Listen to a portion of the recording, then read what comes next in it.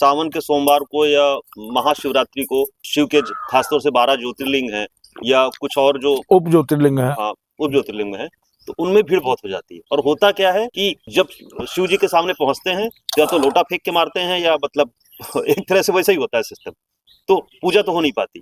तो ये क्या करना चाहिए उस भीड़ में जाके? ज्योतिर्लिंगों का अपना महत्व है, लेकिन मुझे ये कहने में कोई परहेज नहीं है कि शिवरात्रि की साधना अनुशासन की साधना है, शिव और शक्ति के संयोग की साधना है, मौसम जिसे ऋतु हम कहते हैं उसके संक्रमण की साधना है, और अपनी जो उर्वरा शक्ति है, चाहे वो धरती की हो अथवा मनुष्य की, उसके संतुलन की साधना है। शिवरात्रि चीज है कि शिवरात्रि का दिन ये हमको बताता है कि बिना शक्ति के अगर शिव शव हैं तो बिना शिव के शक्ति भी विनाशकारी है। ऐसे इंपॉर्टेंट समय को, ऐसे महत्वपूर्ण समय को, जो तंत्र ग्रंथों में बड़ा विशेष वर्णन है इसका, हमारे यहाँ 3 रात्रियां प्रधान मानी गई, कालरात्रि, मोहरात्रि और शिवरात्रि, और श्रीमद दुर्गा सप्तशती में इसका बड़ा विशद वर्णन है।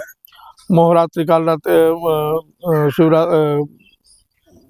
मोहरात्रि से दारुणा, ऐसे करके मोहरात्रि कहते हैं जन्माष्टमी को, कालरात्रि कहते हैं दीपावली को, और शिवरात्रि हम सभी जानते हैं जिसकी आप चर्चा कर रहे हैं।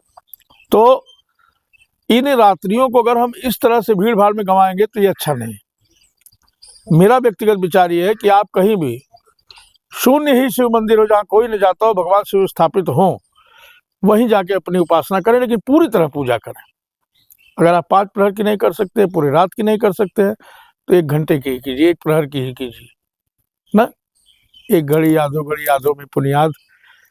उपासना का ये महत्व है, मन से करिए। उस भीड़ भाड़ में केवल अपने मन की संतुष्टि के लिए आप जाते हैं और लोटा फेंक के अगर भगवान की तरफ लोटा जा रहा है, जल नहीं जा रहा है, तो इस उपासना का क्या मतलब है। इसलिए जो समीप के आपके शिव मंदिर हैं उनमें जाइए, वहाँ उपासना कीजिए।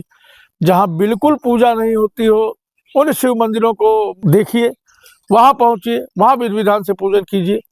और आपको ये बताने में कुछ नहीं है कि हम मानवों ने ईश्वर को भी अपने ही अनुसार ढाला है, वो भी मानवीय संवेदना से ओतप्रोत है।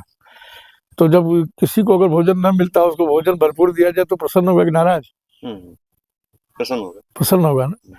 तो उन मंदिरों की विशेष महत्ता है, क्योंकि शून्य शिवालयों की और शून्य देवालयों की अपनी गति है, अपना महत्व है। और मुझे लगता है कि कहीं भी अगर पीपल के नीचे स्थापित हो, जंगल में स्थापित हो, वहाँ भी जाकर के शिवरात्रि के दिन एकांत, तो जहाँ आप निर्विघ्नता पूर्वक अपनी संपूर्ण पूजा कर सके, वहीं जाकर के आपको पूजा करनी चाहिए।